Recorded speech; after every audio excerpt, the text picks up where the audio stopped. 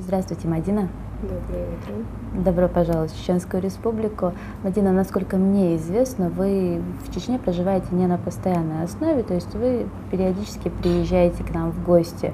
Вот что вас связывает с Чеченской Республикой? Да, действительно так. С периодичностью я прилетаю сюда, грубо говоря, в командировку. Меня связывает здесь работа, в первую очередь, ну и моя самая близкая подруга, благодаря которой я впервые сюда приехала 3 года назад. Она меня пригласила. Сначала просто в гости пригласили посмотреть город, познакомиться с близкими и родными моей подруги. Собственно, они, можно сказать, и были инициаторами того, чтобы я сюда приехала. Вот это первая ваша поездка в Грозный. Она какие впечатления у вас оставила? Очень красивый город, все чисто, дисциплинировано все.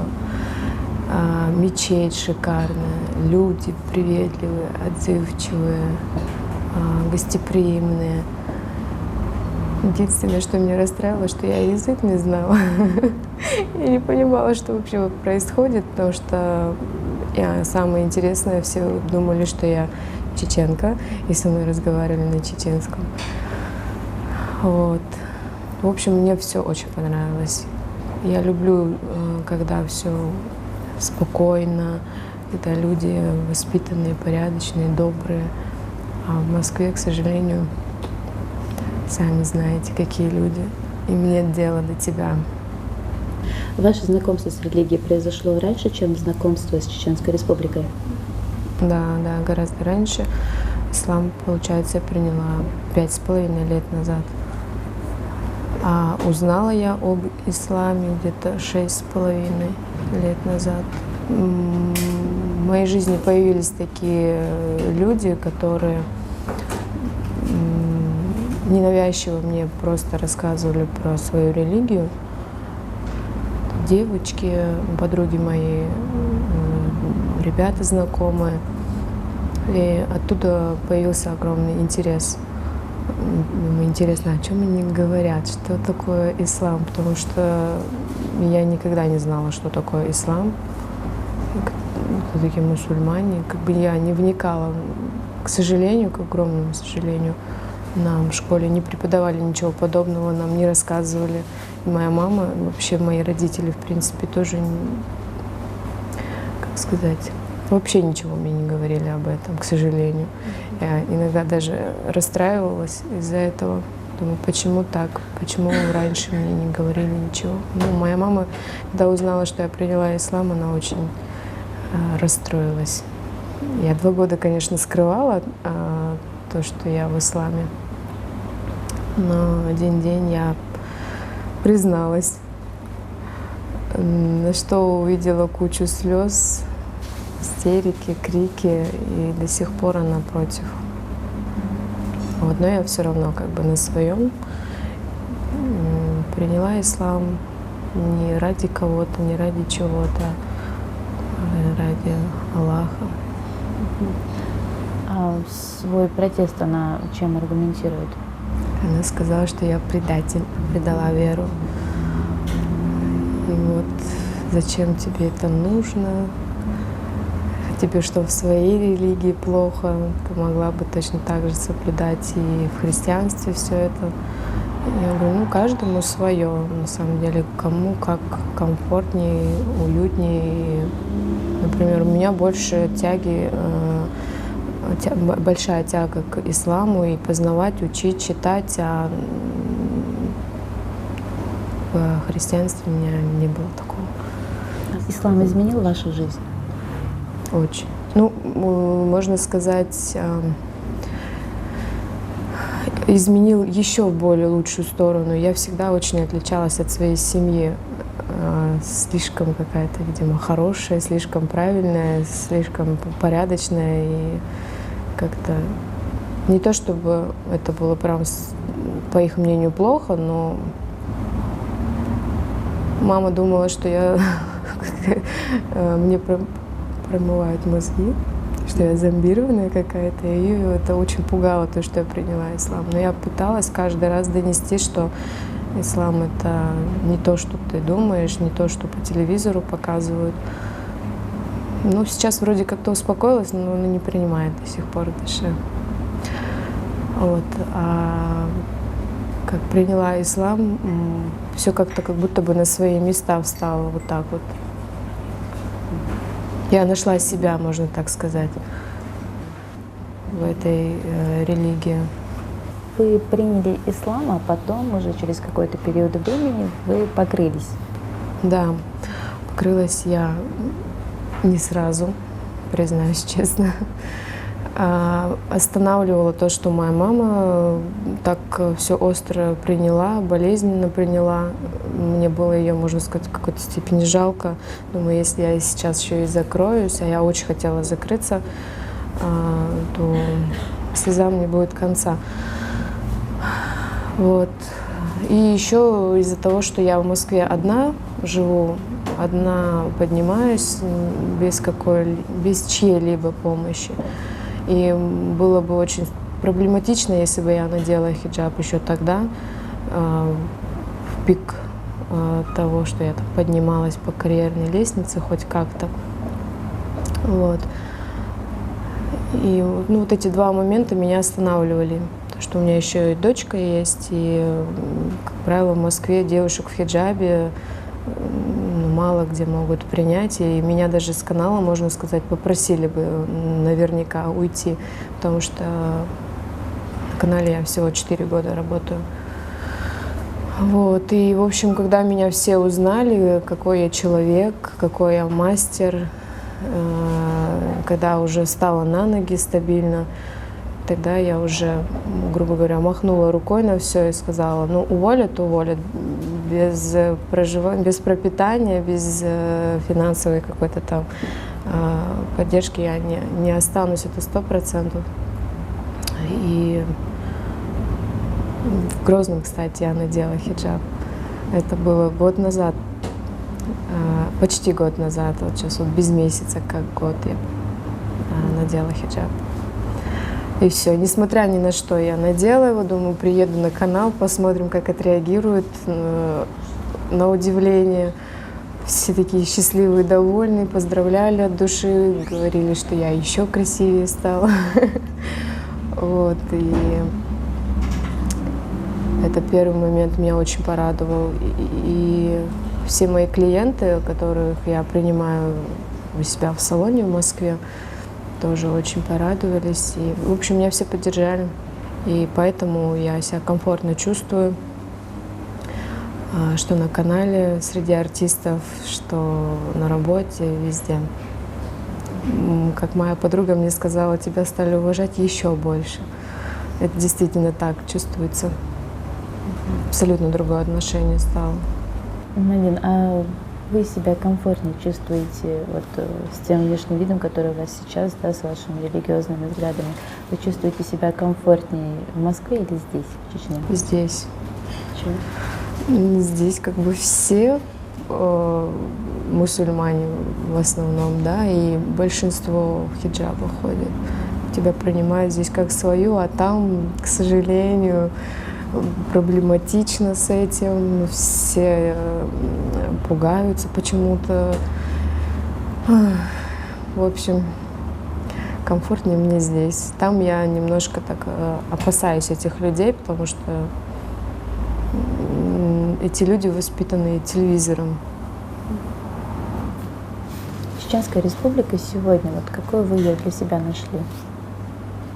В общем, я всегда даже спорю на то. Многие говорят, ой, в Грозном, там же страшно, как так-то, что? Я говорю, нет, вы приедете в Грозный, вы поймете все для себя, какие люди хорошие, как все здесь красиво, уютно, спокойно, самое главное. Для меня спокойствие — это в первую очередь. Здесь очень добрые люди, здесь чисто, красиво, спокойно, уютно. Очень даже красиво. Особенно, когда вечерний намаз. Я очень люблю ходить в мечеть. Это, пожалуй, мое самое любимое место, где я могу посидеть спокойно на лавочке, зелень, красота, азан. Эх, я говорю, вот приедете в Грозный, сходите обязательно в мечеть. И еще, конечно, много всего красивого здесь, интересного, полезного. Вот. Сердце Чечни — это мое сердце. Вот. Ваши религиозные взгляды, то, как изменился ваш внешний вид, это как-нибудь повлияло на вашего ребенка? Она тянется ко мне, она тянется к тому, что нас окружает, меня кто окружает. Ей интересно: мам, почему ты надеваешь платок? Объясняю ей. Мам, я тоже хочу платок. Мам, что ты делаешь намаз, когда совершаю? Я совершаю намаз. Я тоже хочу. То есть все, что я делаю, для нее это как пример для подражания. Она начинает повторять, слушать, запоминать. У меня вот моя близкая подруга, с которой я приехала, она ходила в исламскую школу, и там тоже детям преподавали занятия, и я ее отправляла туда, чтобы научилась делать намаз правильно, молитвы, чтобы начали учить. Вот. И всегда она надевает там хиджаб. Для нее это радость. Эля, все, нам надо идти. И хиджаб с собой взяла, я там его надену. Вот. А так меня это очень радует, но вот моих родных это очень расстраивает, их это даже пугает.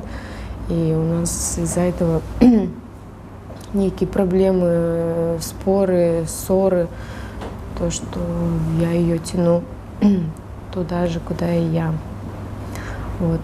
Они боятся, к сожалению. Ну, а если в дальнейшем ребенок изъявит желание тоже пребывать в этом? Что я им и сказала: вы знаете, я буду рассказывать, я в любом случае буду показывать, что, как и почему. Но и также про религию христиан тоже я буду рассказывать, как бы это будет правильней. Я говорю, но выбор будет за ней. То есть я навязывать никому ничего не буду. Захочет — примет, не захочет — не заставлять не стану. Не имею права на это абсолютно. То есть человек должен к этому прийти сам. А приняв ислам, что для вас было самым сложным? Самым сложным. Как-то перевоспитать себя, там, переосмыслить. Я вот изначально сказала, что особо ничего как бы не изменилось, да, во мне. Можно сказать, я нашла себя, и все. Как бы чего-то сложного не было. Все было как-то легко, просто, комфортно, и при этом я чувствовала себя просто счастливой, наверное. Ну, единственное, да, я была без платка. Мне всегда говорили: а ты знаешь, а ты знаешь. Я говорю, конечно, знаю, но подождите, всему свое время, нужно к этому прийти осознанно. Ислам включает в себя ряд обязательств, таких как пятикратная молитва, пост, месяц Рамадан. Вот в этом отношении у вас не возникало трудностей? Абсолютно. У меня есть все условия для того, чтобы совершать намаз. Альхамдулилlah, есть силы и здоровье, чтобы держать пост каждый, получается, сколько уже, пятый раз вот сейчас в этом месяце будет пост у меня. Поначалу, признаюсь честно, для меня это было непривычно, сложно, а потом уже с каждым годом все лучше, лучше и лучше. Поэтому для меня это не проблема.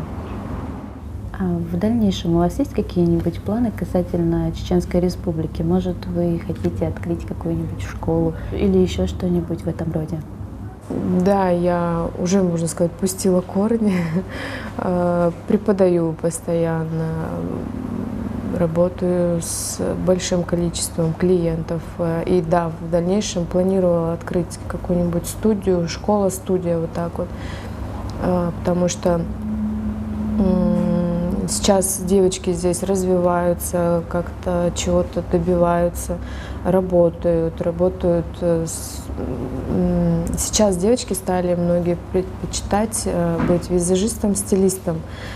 Так как у вас здесь невест очень много, свадеб каждый день, бывает по нескольку штук. И поэтому для них это и доход, и интересно. Это творческая профессия, это вообще, как правило, очень интересно. Я очень люблю свою работу. Вот, и не только доход, но и огромное-огромное удовольствие и счастье от того, что люди радуются, счастливые. Ваша дальнейшая жизнь, то есть после того, как вы откроете школу и здесь вот как-то обоснуетесь, она будет так же, как и сейчас, между Москвой и Грозным? Я Москву не смогу оставить, это уже 100%. А как и сейчас, в принципе, я сюда летаю почти каждый месяц на 2-3 недели. Могу контролировать, даже если я открою что-то, я в любом случае смогу здесь контролировать. Главное создать хорошую команду, которая, пока тебя нет, будет достойно заниматься этим салоном. Потому что не только я должна преподавать, но и у меня преподаватели тоже должны быть. Вот. У вас есть какие-нибудь мечты? Я мечтаю, чтобы у меня было еще 3 сына и еще 1 дочку. И все. Чтобы у меня была большая семья, чтобы была любимая работа, свое маленькое дело, где я буду просто выплескивать свою фантазию. Вот, и все. Вот о чем я мечтаю. Мадина, я желаю, чтобы ваши все мечты сбывались. Спасибо вам за интересную беседу. Вам всего доброго, всего хорошего, удачи во всех ваших начинаниях. Спасибо вам большое. Как у вас говорят, баркал, дел рисхи.